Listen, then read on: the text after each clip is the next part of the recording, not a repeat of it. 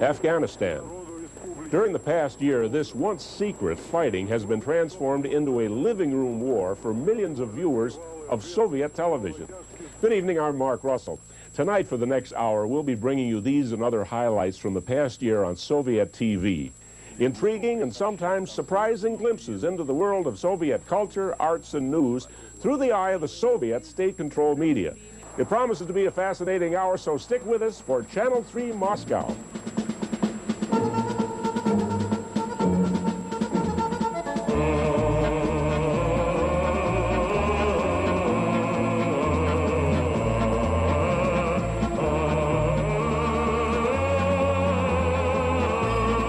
Channel 3 Moscow with Mark Russell, made possible in part by a grant from the Corporation for Public Broadcasting. Last spring, while working on a documentary on international satellite technology, a group of producers here at Minnesota Public Television stumbled across this piece of videotape. We are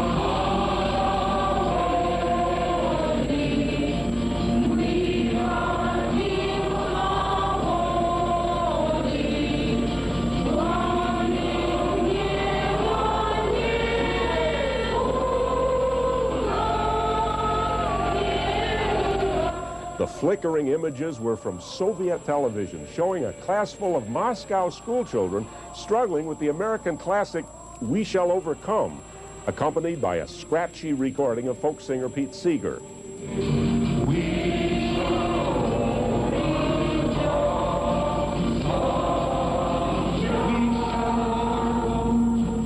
In the months since then, Minnesota Public Television, with the help of Creighton University, has taken on the job of monitoring, translating, and analyzing hundreds of hours of domestic Soviet television, TV intercepted with some difficulty directly from an orbiting Soviet satellite and not intended for Western eyes.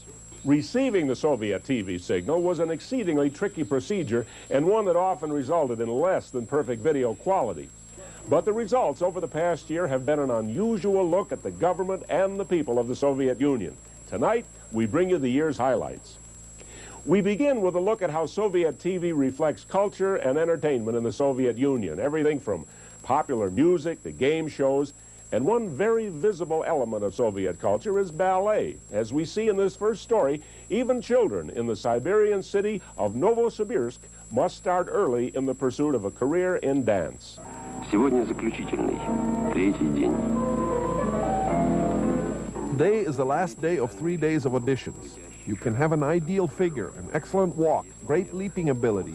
But if you aren't musical, if you don't have a sense of rhythm and innate artistic ability, then you do not have a future in ballet. Больше всех волнуются почему-то папы. For some reason, the fathers seem to be the most worried. Oh no, they're not on the list, and they tried so hard. For our friend Masha from faraway Surgut, it looks like Lady Luck has smiled on her today, and now they have to wait for September 1st.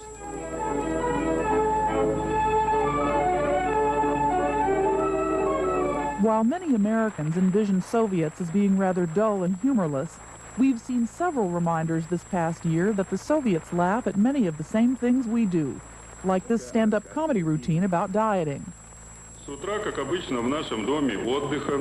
This morning, as usual, the discussion at the vacation home was about losing weight. Before breakfast, a line had formed at the scales. A woman of pleasant demeanor and unpleasant physique was engrossed in the process of weighing herself. However, her true weight was confirmed by other women in line. It's a well-known fact that the best diet is the following. Eat your own breakfast, share lunch with a friend, and give your dinner to an enemy.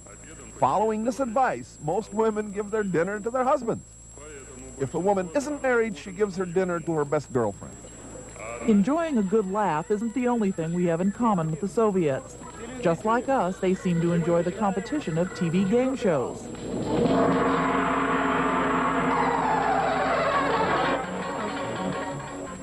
And now for the fourth round, the compositions of the Swedish anti-fascist writer Lagerfest. The score is 2-1. The televiewers are leading. We're starting the fourth round.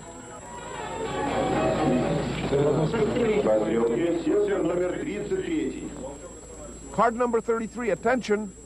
The familiar frying pan. Quiet, we're listening. You remember when you last heard the question? Why in previous times captains of long journeys took a frying pan with them? You remember this, yes? By the way, you didn't answer this question the last time. Now we want to ask a similar question. They say that this type of frying pan was taken into flight by military pilots. Do you understand the question? Why was a frying pan needed by military pilots? 1 minute.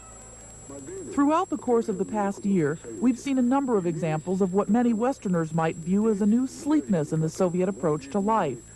From televised fashion shows, to the introduction of some high-tech consumer goods, to a more open appreciation of Western music. When I think of all the times I've tried so hard to leave her, she will turn to me and start to cry.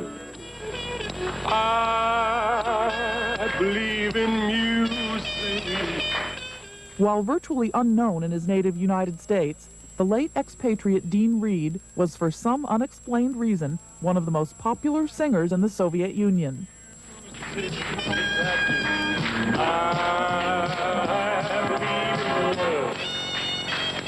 But while Western influence, especially in music, may be growing, it is not yet universally accepted. On April 15th, for example, we saw this sarcastic exchange about the value of Western rock lyrics. Let's look at another group, Twisted Sister from New York City, that is mentioned in this letter. They are especially popular.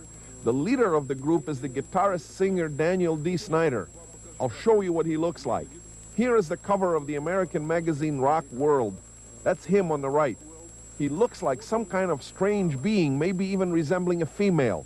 In my opinion, it's a totally revolting spectacle. You can see the kind of situation where fans of hard rock become animals. They are quite aggressive and very dangerous. Having learned the kind of music offered at rock concerts, the metal fans play out the music's message on the streets. They form gangs and frequent areas populated by minorities and foreign workers. As you can see, all of this begins with the music of hard rock and heavy metal, and it ends with the beatings of perfectly innocent people. Finally, while politically charged music is rarely seen on Soviet TV, this peace-oriented rock video was one interesting exception.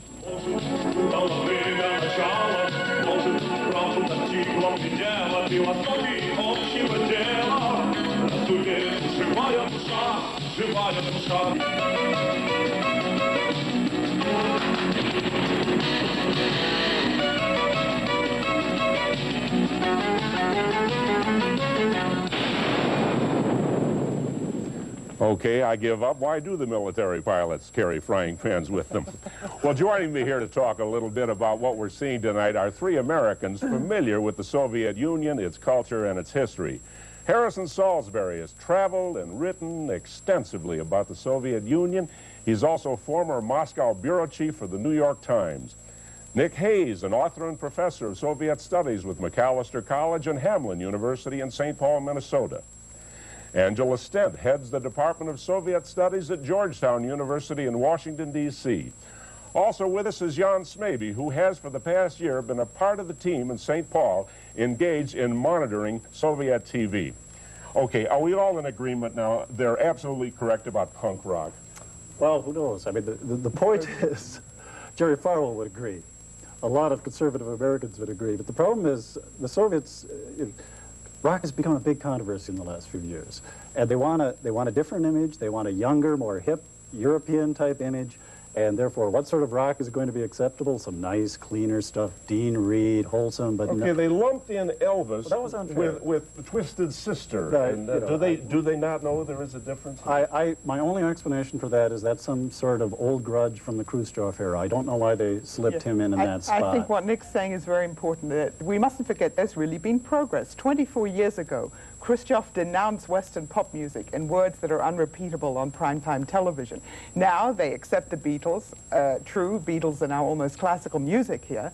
On the other hand, one sign that is not progress, which I of course have to mention here, is the fact that the Twisted Sister lead singer was described as some alien, strange being, or like a woman. I noticed that. Well, now they had film that obviously didn't coincide with what they were talking about. In other words, you had Twisted Sister, and it looked like old film from the '60s. But often, you know, that's what they do. They throw them all together, and they put a stamp on it.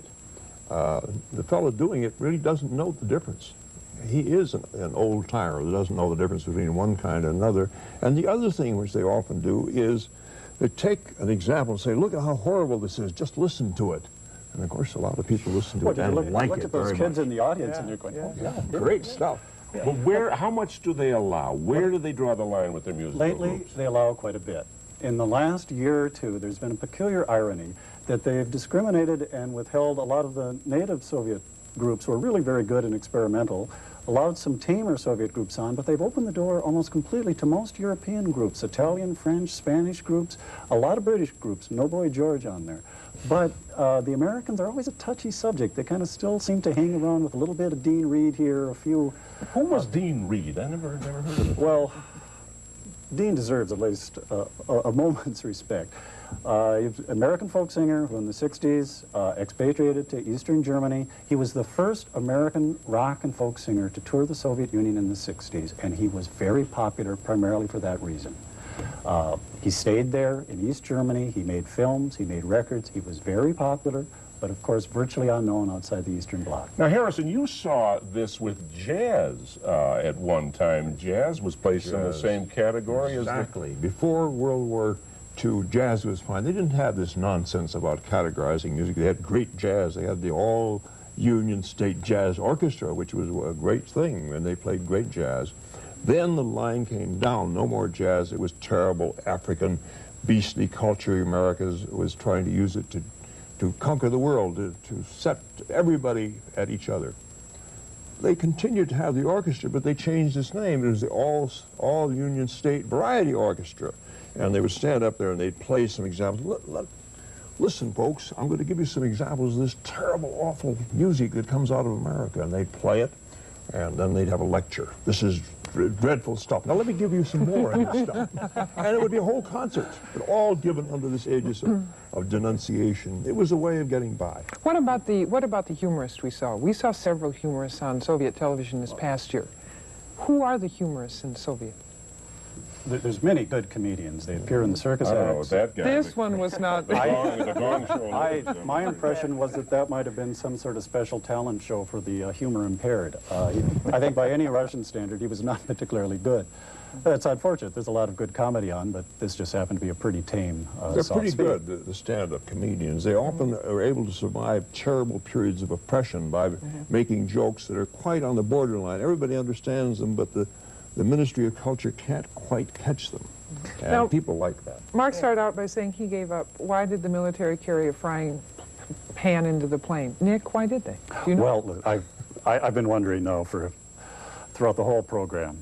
I've heard a variety of answers for these. One is that they used to name airplanes after appliances because they made funny names. They used to call them like Primus stoves. Another is because they flew so low over Europe, they needed extra protection and the pilots had to sit on the frying pans. Some people say because on long flights they could actually cook with them, but it might be best, maybe we should let our viewers decide. They can phone in, and at the end of our program we're going to be showing some Soviet appliances and products, and maybe we should award the viewer who knows. And we'll send you a PBS frying pan that'll go right into your tote bag. We're going to move on to the next segment now. Television is popular inside the Soviet Union, and viewers in Moscow have their choice of 4 channels, all state-controlled, and most are run out of this facility, Ostankino, just outside of Moscow. Now, during much of the day, the 4 channels cover a variety of programming ranging from arts to sports to information, but in the evening, all eyes turn to the only nationwide evening newscast known as Vremya. That means time. Now, many of tonight's clips are drawn from that program. Vremya almost always begins with stories from inside the USSR, anything from the post-Chernobyl cleanup to an on-the-street confrontation between the police and a group of jaywalkers. But in our next story, we join Mikhail Gorbachev down on the collective farm. Will you fulfill your plan? We'll try. It's difficult. That's not an answer. We always try. Well, the weather.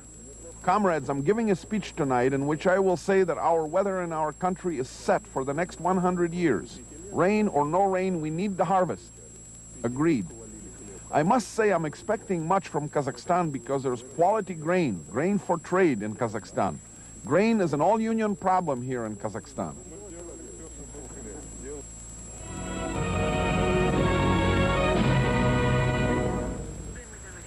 Aside from trying to inspire good workers, another function of Soviet television appears to be to provide almost paternal reminders to viewers to be good citizens and good neighbors, as we see in this announcement from June of last year.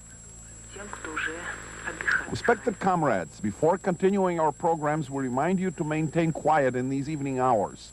Please turn down your televisions, radios, and tape players so you won't bother those who are already resting. Don't forget about our other ongoing request to economize on electrical energy, gas, and water.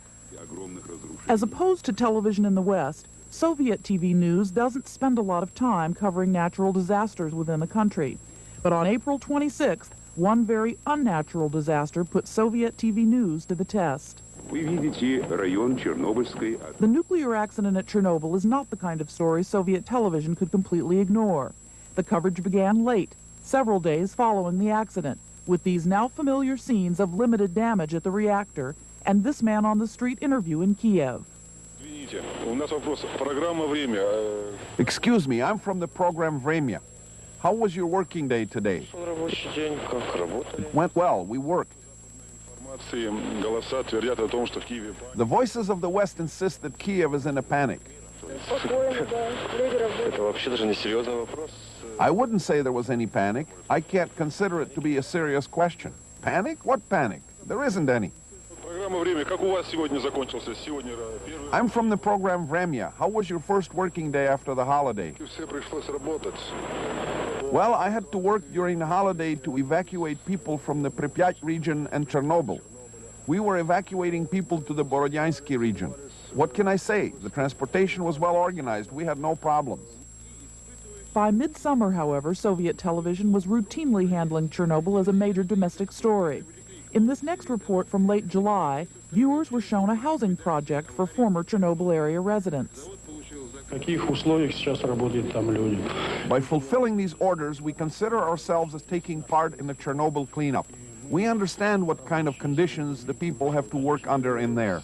So all of us Soviet people, including the workers at the Kuybyshev factory, are making our greatest effort to carry out our task in time and do the highest quality work. 16 prefab houses have already been supplied to Chernobyl workers, and by the end of August, the rest will be transported. The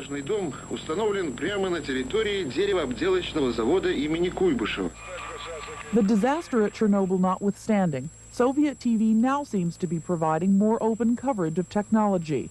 During this past year, even Soviet space missions, once cloaked in secrecy, were broadcast live.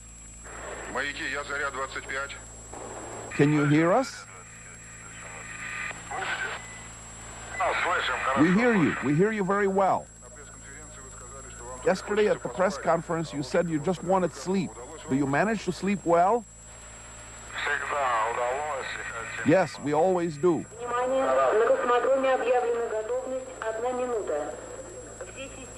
Attention, the takeoff will take place in 1 minute.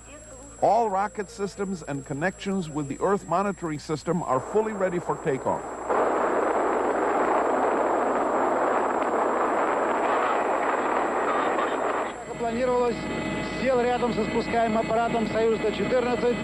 As was planned, the helicopter landed near the Soyuz 14 vehicle. Even stretchers were at the ready, but did not get used. Vladimir Vasyutin feels quite well and is ready to conduct a short interview. The second cosmonaut, researcher Alexander Volkov, sat down, followed by the third, cosmonaut Viktor Solenik. How are you feeling? I'm feeling all right, the way I should after a landing. I am very happy to see people. It has been just the three of us for so long. It is nice to see so many people. Was your work successful? Well, not quite. Well, what can I say? The flight is over. Much has been accomplished. I'd like to keep working, but we can't stay up there forever. Another regular element of Soviet television that frankly surprised us was chess coverage, featuring detailed move-by-move analysis. Король Е8. Единственный ход, потому что ладья D6 проигрывает немедленно после хода ферзь. The deciding factor in a game came after 56 moves, when the white attack became even stronger. Although the black king was able to move successfully toward the center of the board from a dangerous situation, the white position was overwhelming. Finally, one item from this past year really surprised us. Moscow pedestrians being stopped for jaywalking. The offense may be common, but we were amazed by the hostile exchanges between citizens and police. Where do you live? On the Black Sea. What do you mean the Black Sea? Where do you live? We came here as tourists. Where do you work? On a state farm. Why do you break the pedestrian laws? We didn't know where to cross. How couldn't you know? Well, we just didn't know. Where do you work? Can't you answer? No. Why? I don't want to. What do you mean you don't want to? This will mean we'll fine you. Well, go ahead. I'll check on this, and at work they'll make a note of this and talk to you. What factory do you work in? Factory number 2. What is your job? Day laborer. This means that we'll write you a fine at the factory and they'll check up on you. We're still catching our breath after the chess match there. Listen, Russian national television, a jaywalking worthy of all that coverage? Well, for Americans who think that there's never anything negative on the Soviet media about the Soviet Union, this was a wonderful piece. I mean, it's a typical popular Soviet piece, and the sympathy goes, why is that policeman picking on that poor lady from the Black Sea? And you see a worker lipping off to the policeman. A little bit of open social disobedience there. I'm from Minsk. That's the way we walk. Don't bother me. Now, is he? How much trouble is that guy in? He seemed very upset. He's going to pay a fine. He's going to pay a fine. There may be a slight message there too, in that why aren't you at the factory? But why aren't you at the doesn't factory? amount to anything. It's 5 rubles or 3 rubles or something like that. Usually they just pay it on the street, and they love it. It's street drama. The Russian life is not that interesting. I was there many, many years, and every day, crowds would gather on the street for just exactly that scene. I've seen it 100 times. People love it. The crowd gathers.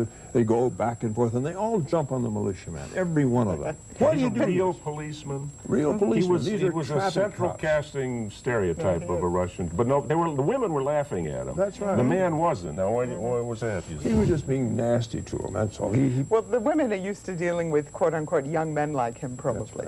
Right. By the way, in terms of jaywalking, also when it happens to a foreigner, and they do accost foreigners sometimes and try and ticket us, again, one gets crowds, and usually the crowds sympathize with the foreigner and not with the militiaman. Now, when Americans go over there, so often they come back and say, there's no crime, you can walk around the streets at night. Oh, there's quite a lot of crime. It's not on the scale that it is in this country, but it exists, certainly in the outlying areas of some of the cities, within the cities. And increasingly, as alcoholism is a problem, that intensifies the danger of crime. If you know anything, if you know anybody who lives in a communal apartment, it's a terrible problem. There's always somebody who's stealing all the time. In any little Russian group, there's somebody who's in prison, somebody who's being arrested for petty crime or maybe murder. Murder is very common. I mean, crimes of passion.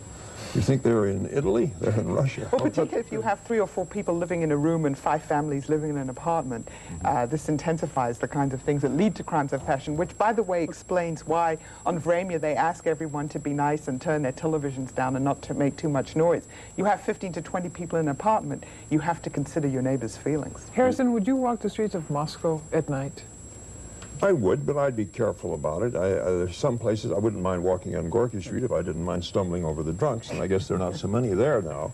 But I wouldn't walk in dark streets, not now. In Stalin's day, yes, oh, they were policed, believe me. You didn't have any problems. But still, Harrison, the psychological environment of Moscow is radically different from, say, a major American city or even a European city. People, it's true they're aware of some crime, but people are on the streets late at night, virtually all sections, and there's not the in-depth fear of being on the streets there that you would find in America. And of course, it's difficult to possess weapons in the Soviet Union, right. So the kinds of crimes are very different than they are in this country. It's difficult to have a Finnish knife, as they call it. They all make them in Russia, but the Finnish knife is a very important dagger. Chernobyl piece was filmed before the Russian statement in Vienna this past summer, citing mostly human error and admitting that thousands will die of cancer. Now, how open was that announcement within the Soviet Union? Let me just say, I was there during the whole Chernobyl event, and I must say that because normally the news functions on the premise that what you don't know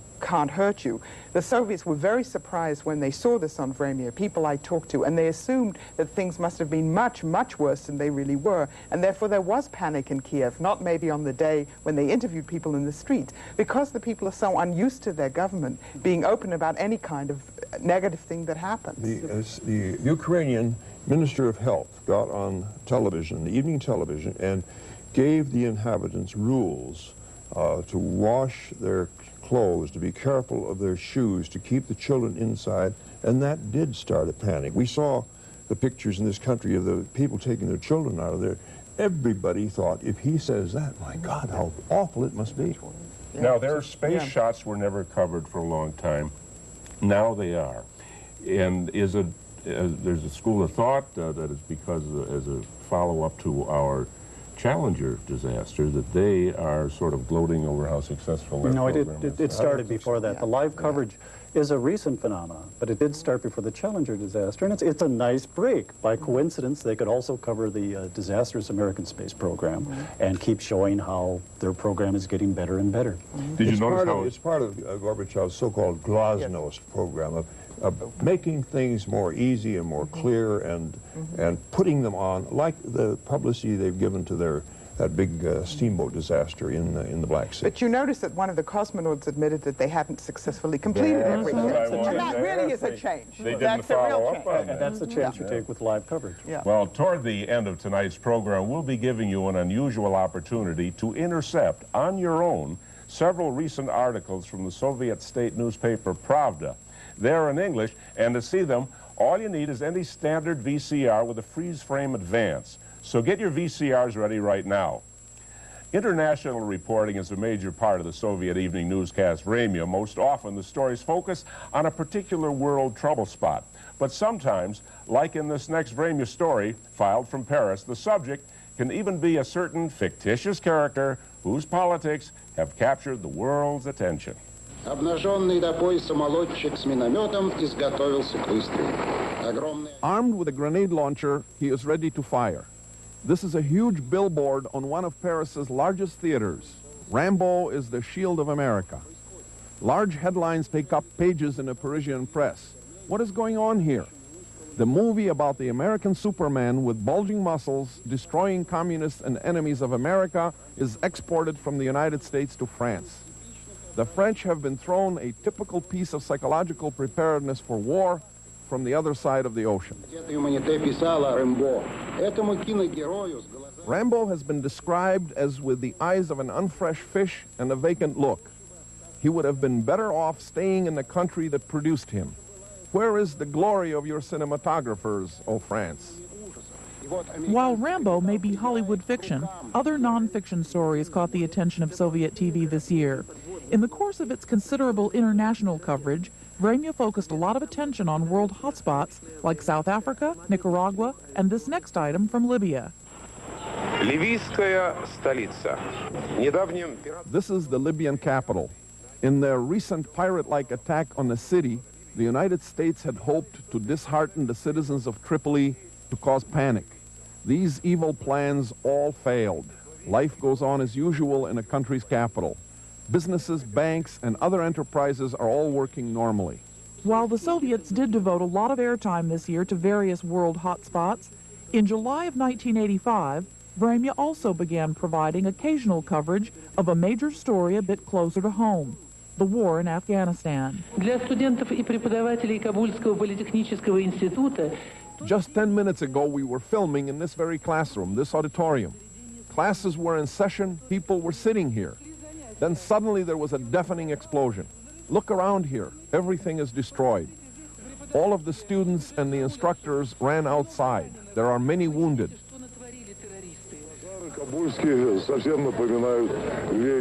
The market here in Kabul is abundant with all sorts of fruit and vegetables, and it must be noted that they come from the so-called green zones where it is warm now and the citrus harvest is in full swing. I'm talking about this now because Western propaganda has created a campaign of rumors and lies maintaining that there is hunger in Afghanistan caused by Soviet authorities and soldiers who burned fields in the summer and destroyed farms.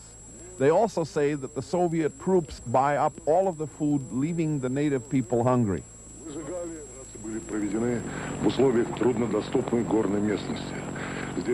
These operations were carried out in mountain regions which are difficult to reach.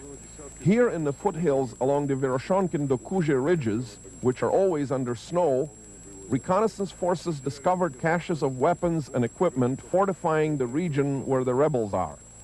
The success they had in fulfilling their task was determined by their quickness, the skill of the helicopter pilots, and the fighting determination of the Afghan landing troops.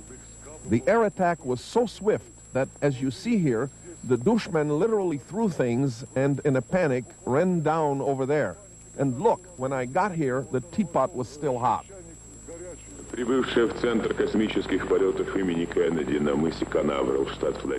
their reporting of world events, the Soviets feature extensive coverage of the United States. One of the U.S. stories that got a lot of attention earlier this year was the tragedy aboard the Space Shuttle Challenger. While the Soviets' initial coverage of the disaster was straightforward and sympathetic, by early February the tone had changed. Отложены в связи с катастрофой космического корабля «Челленджер». The Challenger accident exposed the extraordinary danger of militarizing space. If the United States doesn't draw this kind of conclusion from the Challenger tragedy, there awaits an explosion in the future similar to the one that destroyed the Challenger along with its crew. The main difference will be that this explosion will cause the entire Earth to burn. In another story related to the U.S., Soviet television aired last spring a lengthy documentary about the American Nazi Party. The underlying message here appears to be that this group founded on hatred is allowed to flourish in the United States.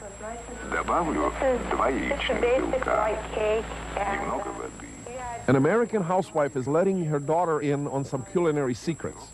The foundation of the cake is white.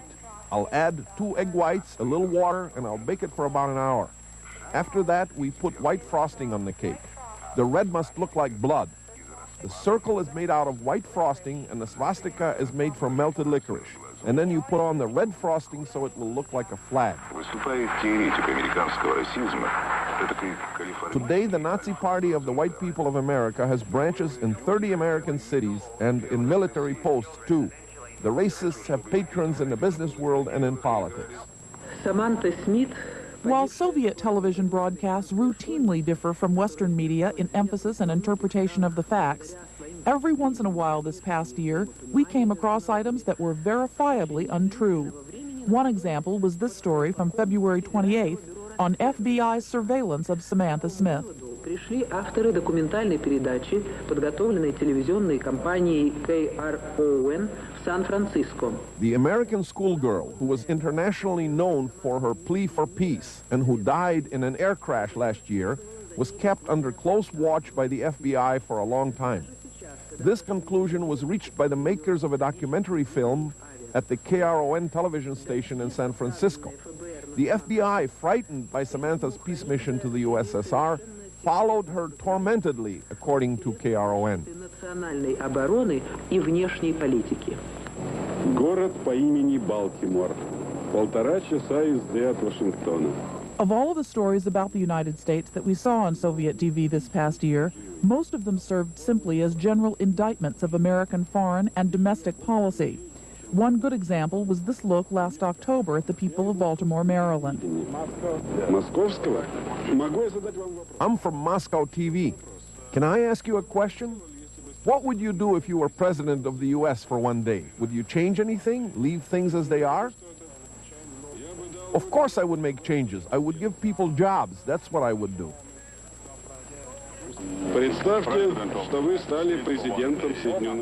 Make believe that you have become president of the U.S. I'd move the capital to Baltimore, get rid of the speed limit. I feel Reagan is going the right way. So you approve of Reagan?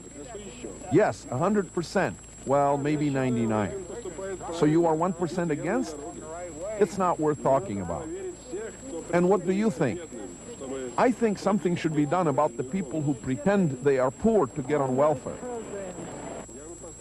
The first thing I would do is build affordable housing for everyone. This is the first priority. Would you stop police brutality? It's impossible. That will always happen. Aha, then you disagree with Reagan 100% of the time. I love that. Jan, the TV station, KRON now, what is an update? What did they do? They said that the FBI followed Samantha Smith? Well, we did check with KRON in San Francisco, Mark, and that clearly, what we just saw in Weimar was a great exaggeration. KRON heard a rumor, and a rumor only, that there was an FBI file on Samantha Smith. They were never able to prove it, and they certainly never were able to show that the FBI was harassing Samantha Smith. Do the Russians really believe we bake Nazi cakes?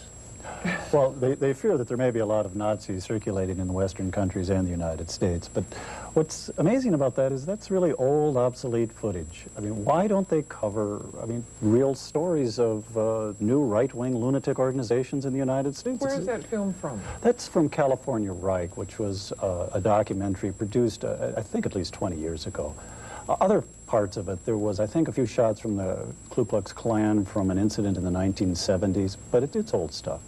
I think the reason they show that is because World War II was still such an important part of current Soviet literature, movies, young children in school learn about it. It's as if it were yesterday. They guard the flame to the unknown soldier, and it's something that evokes a memory of a time in the Soviet past when everyone was united against the fascist enemy.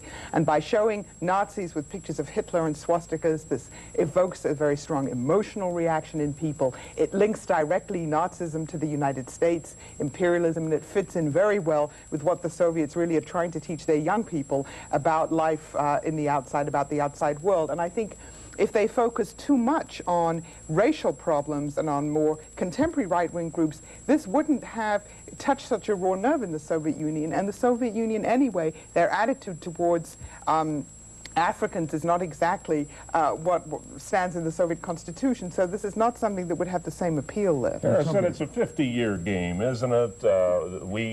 We call them slaves of a captive system. They call us decadent capitalists. Does it matter as long as we're not shooting at each other? Oh, I think it does matter because it has a lot to do with our attitudes back and forth. And they have had, in the 50 years, I haven't known them for 50 years, but 40 years anyway, they've always had an argument against us which they'll throw up when we criticize them or when they feel inferior in some way or self-conscious about something. When I first went to the Soviet Union and anybody criticized anything that happened there, they'd say, what about the Scottsboro boys? These were 9 blacks in Alabama who were held for years on false charges of rape or something like that. That was the answer. If the housing was bad, if they had a shortage of bread, whatever it was, the Scottsboro boys. That's been updated a little bit, and I actually heard a Russian say this to settle his argument. He says, what about the Smothers Brothers? There you are. There you are. It goes on and on. Do they know that an awful lot of us in this country wouldn't go and see Rambo if Stallone himself personally threatened to firebomb our houses? Well, I don't know whether they really know that, but they have given us, flattery is supposed to be the sincerest form of admiration. They have created their own Rambo, their own Soviet Rambo, who's a star of a film. And Rambo tapes Rambo tapes, because of just the kind of publicity they've been giving Rambo, are the hottest item in the black market. Young people will give you, I don't know what, 100 rubles probably, for maybe 200 rubles for a tape of Rambo. Again, this is totally counterproductive. The more they show this on TV, the more they whet the appetites of young Soviet viewers to watch this movie and to imitate Rambo. Any coverage at all of Afghanistan is a turnabout, isn't it? No, they have been, in fact, remarkably open in their coverage of Afghanistan, not right from the beginning, but a few years after it began. But they had to, because even though people can't take to the streets and they can't demonstrate against it openly, the rumor mill is such that there's a lot of discussion about what's going on, a lot of discontent among the population. They have now, I think, escalated their coverage of it. They're showing more, but they have been more open about this since the beginning than maybe we thought. I think it's because I think they're trying to get the government position closer to the popular position. There's been great antagonism to Afghanistan among the Soviet people. Gorbachev and the government would like to get out from under Afghanistan if they can. He's talking about that now. This kind of presentation narrows the gap between the government view and the popular view. But it's had two functions. In part, it's to let the war out of the closet, explain that there are casualties going on. But part of it, I think, is that perhaps they protest a little too much. There's a defensive tone. We're there to help, and we're working with the Afghani people, and look at these bombs and terrorists and the disgusting things they do when we build schools and so on. It sets the stage to get out. Is there any, I know the answer to this already, any hint as to, from them as to why we carried out the bombing of Libya in the first place? No. Well, because we're under the domination of Israel, as they always say, linked again to Nazi interests, and we're trying to destroy the national liberation government in the Third World. Take a look at some more here. When our monitoring of Soviet television began last May, we didn't expect to see many Western-style consumer stories. But frankly, we were surprised by the range of consumer items that did show up. From reports on the newest Soviet automobiles, to investigative stories on shoddy construction practices, to this, shall we say, rather low-budget commercial for shortwave radios. It works good. I can't complain. Can it get shortwave? At night, I can get all of Europe, but it is so tiny. It's great that it's so small, you can just stick it in your briefcase on the most varied jobs. I've traveled half the Soviet Union with it. At night, you're sitting in a hotel and you can get everything.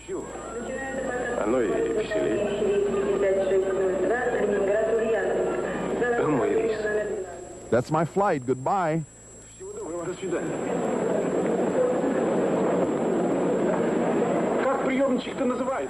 What's your radio called? Giala 410. Giala 410. Giala 410. Let's remember the name of this portable radio. We too have to be on the road at times. Успешно прошел испытание новый Запорожец. While Soviet television does contain what to most Westerners would appear to be commercials, it also features longer product demonstrations. This report from last November 3rd celebrates the introduction of a new model of automobile. The tests on the new Zaporozhets were successful. Today is its first appearance for our viewers. The ZAS 1102 will differ considerably, not only from the one produced today, but will also be a front-wheel drive automobile. This has been implemented on the 8th model of the Zhiguli and is also being used in other cars. Mid-sized front-wheel drive cars will be in a majority over the next 5 years. As a passenger, I can say that I'm more comfortable in this car. It seems that the ventilation will be much better in this car. The system of heating and cooling is certainly more effective than in the old model. And not only is it just the heating, it is for the comfort of the passengers. You can regulate the direction of airflow of the cooled air or warm air. There is only one windshield wiper. Yes, there is only one. This is dictated by the fact that a higher angle windshield was used. Let's turn it on and show the people.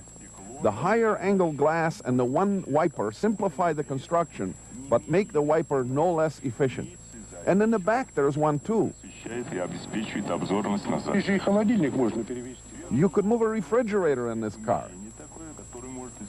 That last comment about moving a refrigerator was only one of a bewildering array of refrigerator references we've seen on Soviet television this year. There have been stories about everything from refrigerator maintenance to the history of the popular ZIL model. These shots we filmed at the Likhachov factory today when the 4 millionth refrigerator was being assembled with the brand name ZIL. 35 years ago, this factory turned out the first home refrigerator. The 4 millionth refrigerator was made by the brigade headed by Viktor Vasilievich Semyonov, who participated in the assembly of the first refrigerator. Now the 4 millionth refrigerator will be placed in a ZIL museum.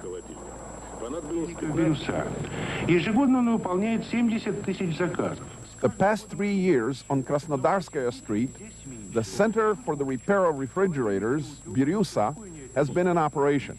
Every year it fills 70,000 repair orders. Every year there are more orders, but fewer people coming to the plant. This is the reason why. A refrigerator is not an iron. You can't carry it to the shop. You have to haul it, and not every model will fit into a taxi. To get it there and back will take more than a day. The center takes the majority of its orders by phone. If the dialed number is busy, the call is automatically switched to another line. You can call from 8 a.m. to 9 p.m. This job has no lunch breaks or holidays. Here in the center, there is a large demonstration hall with even more economical refrigerators featuring color models of the Biryus. You can order a model color here that matches the color of the kitchen interior. Because the factory is so conscious of the quality of the product, they established this center. Cracking down on poor quality goods and services has been said to be a high priority for Soviet Party leader Mikhail Gorbachev. Interestingly, Gorbachev's rise to power has been accompanied by an increase in the number of stories like this one, which contains not-so-subtle criticisms of Soviet auto repair procedures. What has to be changed is the paperwork system. See what happens. First you have to go to one window just to get permission to have your car repaired. After this you have to go through the car wash, then you get to the stall and you wait until someone tells you where to put the car to be worked on. After which you wait for the mechanic to finish his previous job, and finally it is your turn. Then comes the so-called diagnosis, finding out what the problem is, after which another form is filled out for the repair that has to be made, and you start the whole bureaucratic circle again. So the whole thing starts over again, and this is the kind of thing that happens. So this is what has happened. We came here at 10 o'clock, now it is almost 2, and the car still hasn't been touched. No parts have been found, and it is over a real trivial thing in my opinion. Nothing has yet been done, and for this you have to waste a whole working day. I do not feel there is much organization here. Along the same lines, one can just imagine the reaction within the Soviet winter coat industry when this little item appeared on Vremya last fall.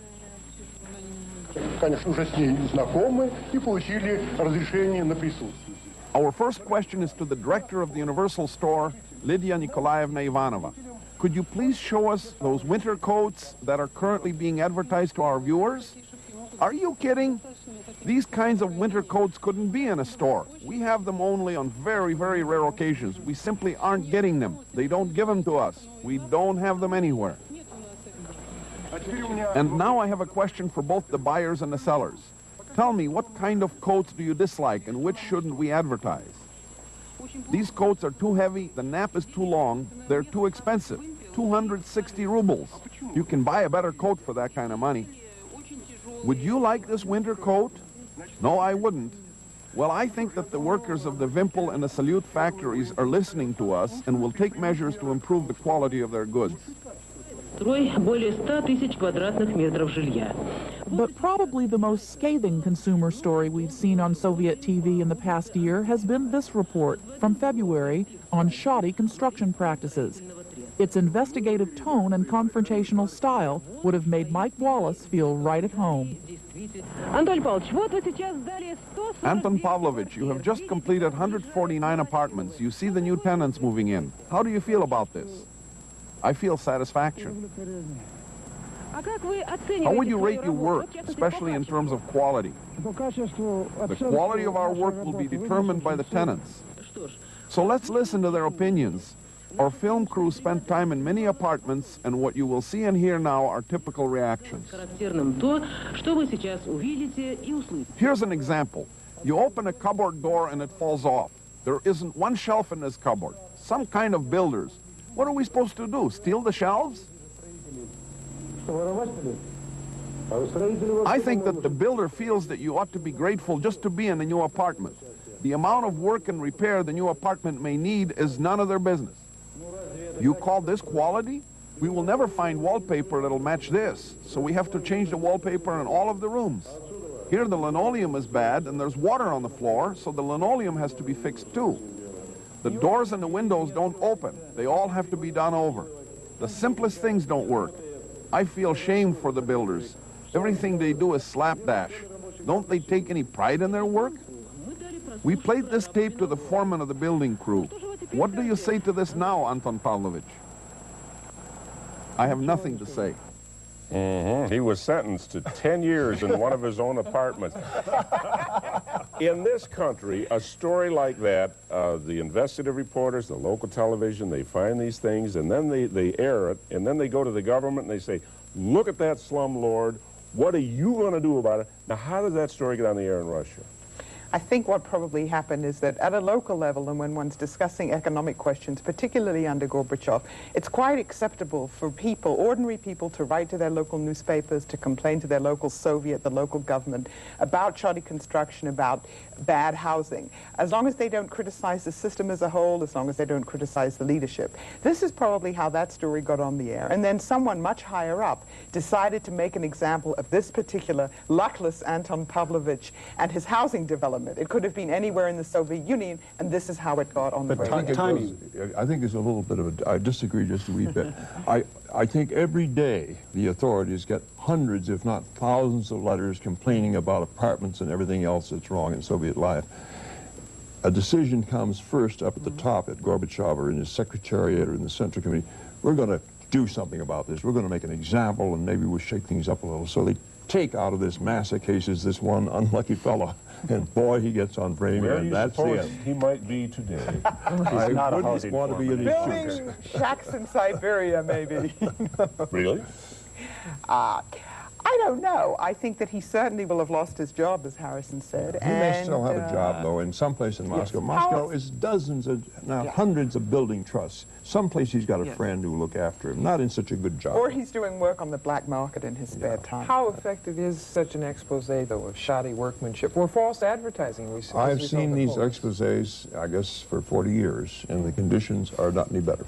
What is this thing they have about refrigerators? I got the opinion that a refrigerator repairman does not make a house call in Russia. Oh. This is the final victory of the kitchen debates with Nixon, where Khrushchev said we're going to have better kitchens than you, and so the obsession with the refrigerator was actually seriously a symbol in the 50s and 60s of a better way of Soviet life. You notice they said they've only been manufactured for 35 years. Refrigerators have always had a special aura in the Soviet Union, maybe because it's so cold there, I don't know what, but when they first began to make them, you'd go to the theater, and in the set of the luxurious bourgeois writer, the refrigerator had the place of prominence right in the middle of the set, and on either side were the pictures, two pictures of that famous portrait of the Three Bears.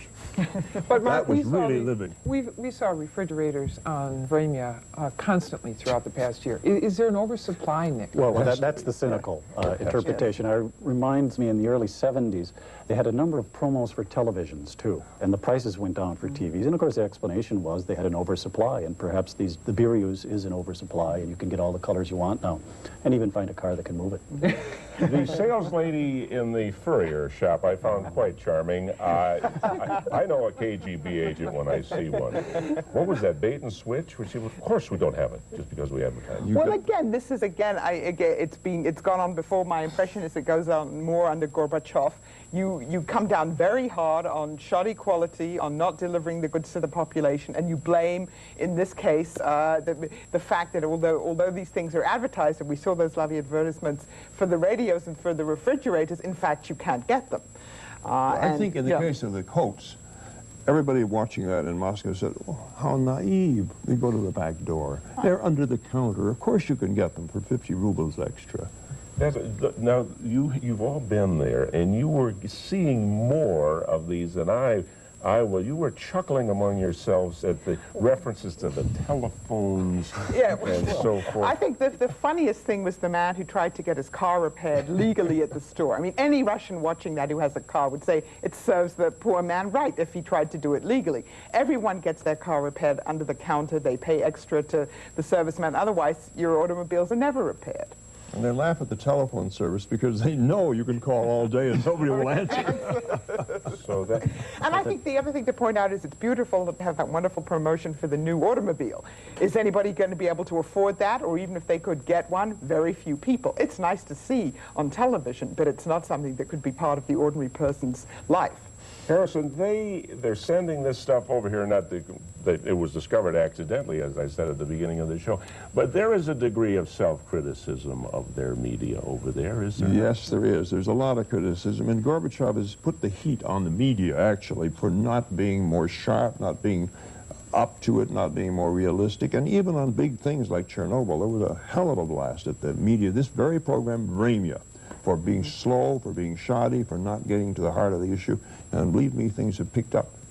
If you watch Soviet television now, you'll see very good coverage on Chernobyl. Before we go, you may want to try something that we mentioned earlier in the program. For those of you with any standard VCR with a freeze frame advance, start recording now, and in a few seconds we will transmit to your homes at very high speed now the English language text from several recent editions of Pravda, the Soviet state-run newspaper. Then, on your own, just play the tape back, frame by frame, and read the articles at your leisure. It's an unusual process which we call data burst. So get ready. Here it comes.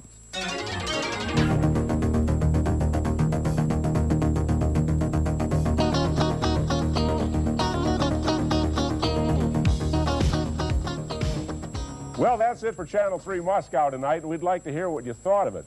Just give our answering machines a call anytime during the next few days at this number, 612-642-1980. It'll be a toll call, so dial carefully. That's 612-642-1980. For my colleagues here at Channel 3 Moscow, thank you very much. I'm Mark Russell. Good night.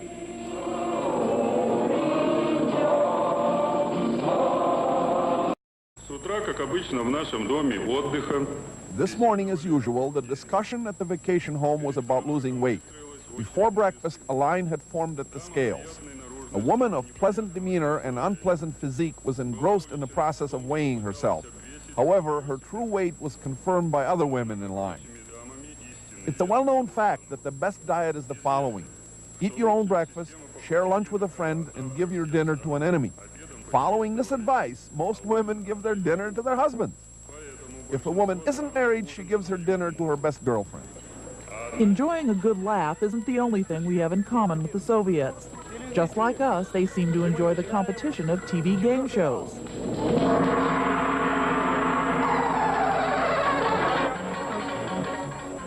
And now for the fourth round, the compositions of the Swedish anti-fascist writer Lagerfest. The score is 2-1. The televiewers are leading. We're starting the fourth round.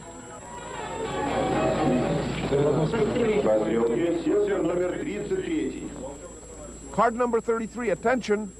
The familiar frying pan. Quiet, we're listening. You remember when you last heard the question? Why in previous times captains of long journeys took a frying pan with them? You remember this, yes? By the way, you didn't answer this question the last time. Now we want to ask a similar question. They say that this type of frying pan was taken into flight by military pilots. Do you understand the question? Why was a frying pan needed by military pilots? 1 minute. Throughout the course of the past year, we've seen a number of examples of what many Westerners might view as a new sleekness in the Soviet approach to life. From televised fashion shows, to the introduction of some high-tech consumer goods, to a more open appreciation of Western music. When I think of all the Afghanistan. During the past year, this once secret fighting has been transformed into a living room war for millions of viewers of Soviet television. Good evening, I'm Mark Russell. Tonight, for the next hour, we'll be bringing you these and other highlights from the past year on Soviet TV. Intriguing and sometimes surprising glimpses into the world of Soviet culture, arts, and news through the eye of the Soviet state-controlled media. It promises to be a fascinating hour, so stick with us for Channel 3 Moscow.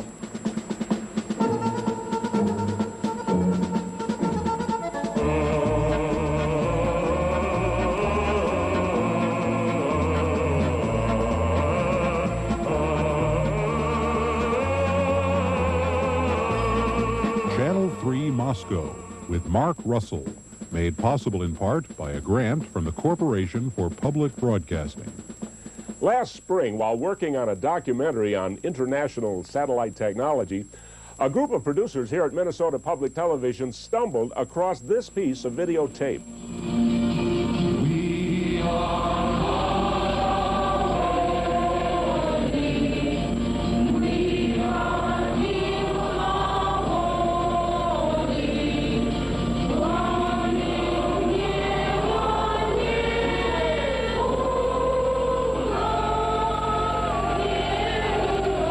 The flickering images were from Soviet television, showing a class full of Moscow schoolchildren struggling with the American classic We Shall Overcome, accompanied by a scratchy recording of folk singer Pete Seeger.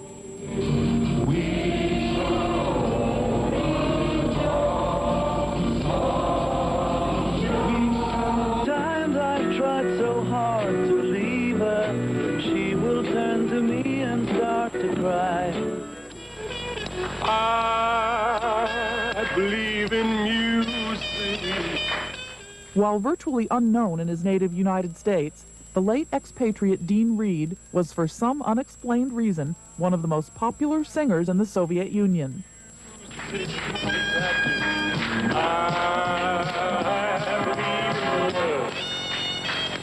But while Western influence, especially in music, may be growing, it is not yet universally accepted. On April 15th, for example, we saw this sarcastic exchange about the value of Western rock lyrics. Let's look at another group, Twisted Sister from New York City, that is mentioned in this letter. They are especially popular. The leader of the group is the guitarist-singer Daniel D. Snyder. I'll show you what he looks like. Here is the cover of the American magazine Rock World. That's him on the right. He looks like some kind of strange being, maybe even resembling a female. In my opinion, it's a totally revolting spectacle. You can see the kind of situation where fans of hard rock become animals. They are quite aggressive and very dangerous. Having learned the kind of music offered at rock concerts, the metal fans play out the music's message on the streets. They form gangs and frequent areas populated by minorities and foreign workers. As you can see, all of this begins with the music of hard rock and heavy metal, and it ends with the beatings of perfectly innocent people. Finally, while politically charged music is rarely seen on Soviet TV, this peace-oriented rock video was one interesting. In the months since then, Minnesota Public Television, with the help of Creighton University, has taken on the job of monitoring, translating, and analyzing hundreds of hours of domestic Soviet television, TV intercepted with some difficulty directly from an orbiting Soviet satellite and not intended for Western eyes. Receiving the Soviet TV signal was an exceedingly tricky procedure and one that often resulted in less than perfect video quality. But the results over the past year have been an unusual look at the government and the people of the Soviet Union. Tonight, we bring you the year's highlights. We begin with a look at how Soviet TV reflects culture and entertainment in the Soviet Union, everything from popular music to game shows, and one very visible element of Soviet culture is ballet. As we see in this first story, even children in the Siberian city of Novosibirsk must start early in the pursuit of a career in dance. Сегодня заключительный, третий день. Today is the last day of 3 days of auditions. You can have an ideal figure, an excellent walk, great leaping ability. But if you aren't musical, if you don't have a sense of rhythm and innate artistic ability, then you do not have a future in ballet. Больше всех волнуются почему-то папы. For some reason, the fathers seem to be the most worried. Oh no, they're not on the list, and they tried so hard. For our friend Masha from faraway Surgut, It looks like Lady Luck has smiled on her today, and now they have to wait for September 1st.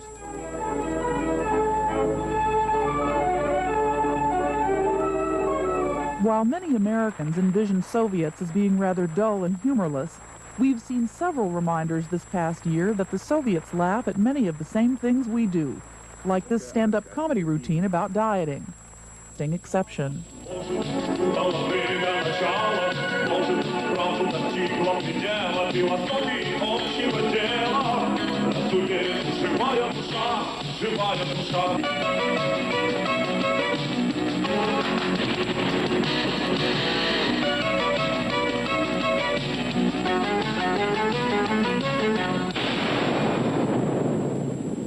Okay, I give up. Why do the military pilots carry frying pans with them?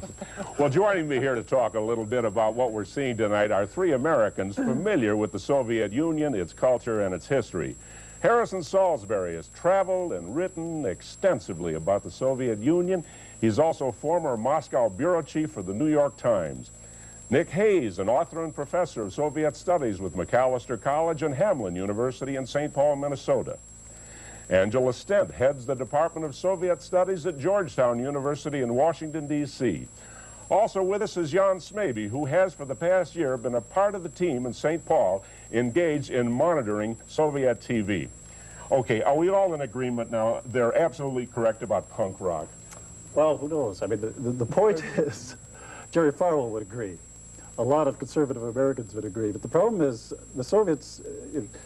rock has become a big controversy in the last few years, and they want a different image. They want a younger, more hip, European-type image, and therefore, what sort of rock is going to be acceptable? Some nice, cleaner stuff, Dean Reed, wholesome, but okay, they lumped in Elvis with the Twisted Sister. And, do they not know there is a difference? My only explanation for that is that's some sort of old grudge from the Khrushchev era. I don't know why they slipped him in that spot. I think what Nick's saying is very important. That we mustn't forget there's really been progress. 24 years ago, Khrushchev denounced